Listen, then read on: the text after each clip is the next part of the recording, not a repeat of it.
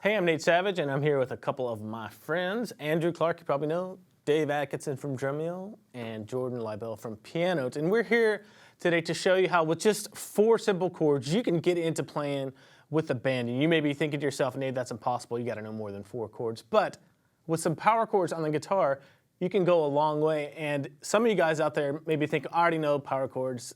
I don't need to watch this video. Well, I'm gonna show you some different ways to attack power chords and some new shapes and ways of thinking about them. They can get you a long way on the guitar and get you playing with a band really fast.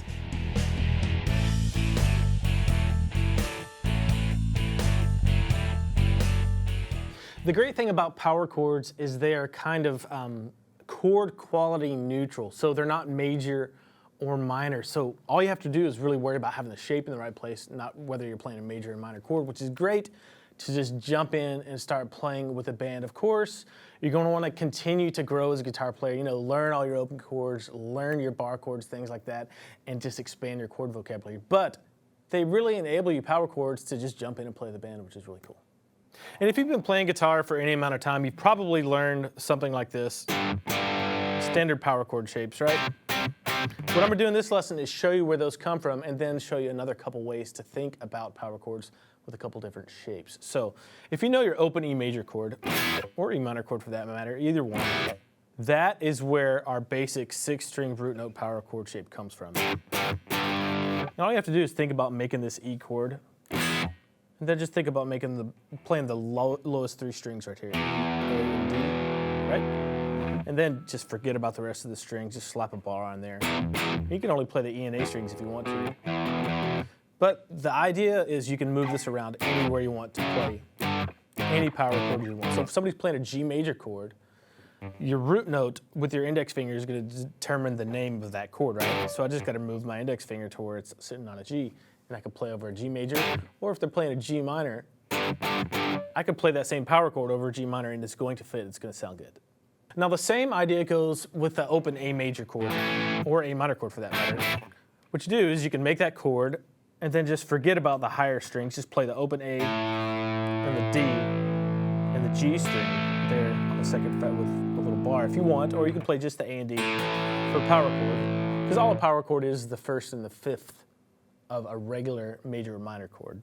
So we're just forgetting the 3rd altogether, either the major 3rd or the minor 3rd, whether it's a major or minor chord. And the same thing goes, you just kind of make this with your 2nd and 1st fingers there and move around the fretboard. Wherever your index finger lands is the name of that power chord. So if somebody's playing a C major chord or a C minor chord, you can play a C power chord over it.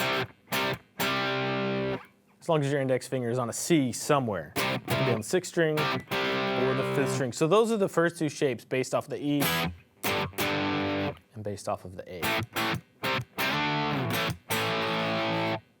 Now we're going to get into thinking about power chords in a little bit different way that's going to expand your palette as far as the tone of chords that you're able to choose just playing power chords. And to do that, we're going to take a look at an open G major chord and kind of turn it into a power chord. And this is used in rock and roll all the time. So if you have a regular open G major chord and you make the 4-note version, what you're doing when you do that is you're taking this open B string, which is the 3rd of the chord, and eliminating it and making it a 5th, which is in a power chord. And all you have to do to turn this into just 1s and 5s is lift up on your index finger, because that's the only other 3rd in that chord, just to mute that B note right there, that 3rd of a G major chord. So when you do that, you mute that, then hit all the strings, you're playing a G power chord that looks like a G major shape. Really useful.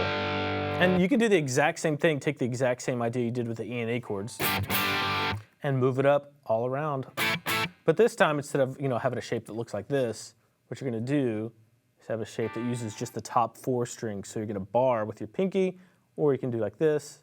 I like to use my pinky. And then when you move it, you have to come back and bar up with your 1st finger 3 frets behind your pinky, like this. So you can move that anywhere. And wherever your pinky is on the high E string, that'll give you the name of that chord. So if this is a G, like this, you can move that up a whole step and it becomes an A power chord. So instead of playing an A power chord like this, or like this, it gives you an option to to have some higher strings in there. So if you're playing with another guitar player, you can play something that's complementary to them. So 3 different ways to play an A power chord.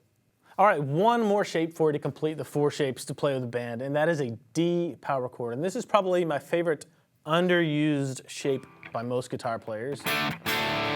All it is an open D major chord, and the third of the chord is right here with your second finger. That's an F sharp. So what you have to do is just take that out of the equation. And what I do is usually just lift up a little bit and mute it. And then you can play the D, G, and B strings, and that's just a D power chord straight up.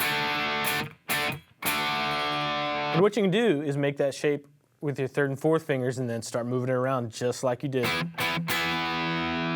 with your other shapes like this. So you have this, and then make it with your 2nd, 3rd. So same idea, we're making it kind of chord quality neutral by removing the 3rd, that F sharp, or even the F if you use a D minor, right? Then moving it around the fretboard. The open D string is your point of reference for what you name this chord. So when you move it around and put your finger down, your index finger is going to tell you what chord you're playing. So if you wanted to play an A power chord using the D shape, you just need to find an A on the D string, which is here on the 7th fret. Now you're playing an A power chord using the D shape. You can play an A power chord using the A shape, A power chord using the G shape, A power chord using the E shape. Of course, like I said, you're going to want to keep pushing yourself and learning new chords, but this is really powerful, and it's an easy way to jump into a band setting and just work on moving chord shapes around and, thickening up the sound of the band, which is a lot of fun. So this jam track I have for you is a pretty simple one. It's just an A section and a B section. It goes through the A section twice at the beginning, and I made it very easy for you. It's just a G, D, A progression. I'm using all power chords here. I'm using the 4-note version of the G, making sure to leave that 3rd out, just mute it. G, 1, 2, 3, 4. So 4 beats, 1 measure.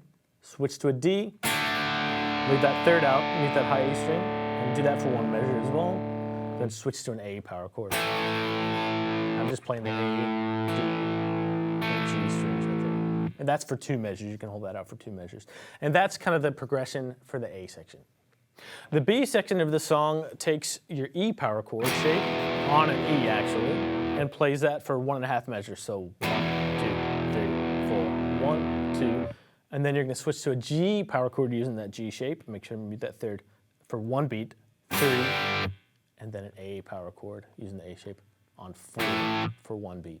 And that's the basic progression for the B section.